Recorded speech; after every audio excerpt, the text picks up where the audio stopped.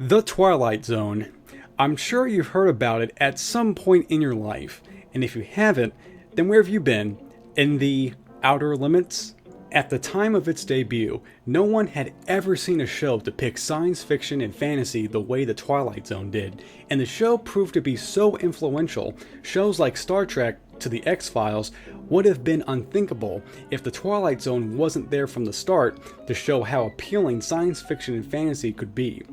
While The Twilight Zone has gone down as a classic, it wasn't a popular show when it originally aired. At best, it only achieved adequate ratings. For some, The Twilight Zone has left the impression that it was all about scaring people, the equivalent to modern-day horror films. But The Twilight Zone wasn't about scares. The Twilight Zone was a realm of reason. It was Rod Serling's vision of everyday people fighting themselves in extraordinary circumstances.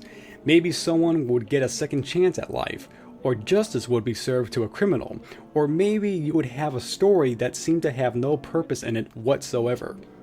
At its best, it showed the fabric of sci-fi and fantasy storytelling. At its worst, it's been a zone without meaning. If you know a lot, or even a little about the Twilight Zone, maybe you should stick around, because I'm going to go over the first season of the original series and give my thoughts on every episode. The TC Marathon starts now. On October 2nd, 1959, The Twilight Zone was unveiled to television audiences in the form of Where Is Everybody? While this was the very first episode of The Twilight Zone, a few years back, a pilot was made called The Time Element. It centered on a character having flashbacks about the attacks on Pearl Harbor and discovering that his flashbacks were coming to life. This pilot was the first step to get The Twilight Zone on television, and without this pilot, we wouldn't have Where Is Everybody? And without this episode, we would not have The Twilight Zone itself. That was the kind of weight this first episode had to carry. So, being the very first zone ever, the one that started it all, how does it hold up? Well, let's go to the beginning.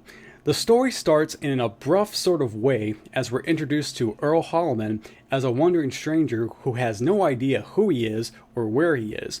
He soon comes across a town that's deserted and looks high and low for any signs of life, but ends up finding nothing. As he wanders on, he gets this feeling that there's a presence watching over him, and he thinks he might know more about the situation than he thinks he does. When the paranoia and loneliness finally causes him to break down, we find out that his whole experience was a test. It turns out that he was undergoing an experiment that dealt with space travel, and scientists needed to see if a human being could cope with complete isolation. After 484 hours, he finally gave up. Like with other first episodes, Where Is Everybody is a starting point. There's not much to say since it's the first brick that would lead to a much larger foundation. There's not a lot of places you can go with this kind of story. When you break it down, it's just about a guy going around yelling, "Hey, what's happening?" and discovering nothing but whispers in the wind. So the character doesn't go through an arc or find something out of the ordinary. There's really no payoff. In fact, the story really wasn't a fantasy taking place.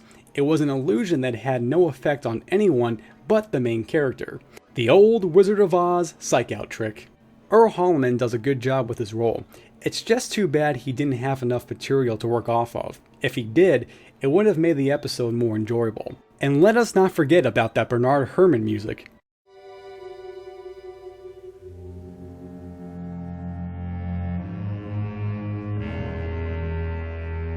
Fits like a glove.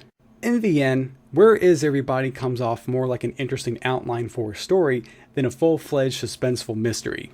Is it a classic? That's up to you to decide.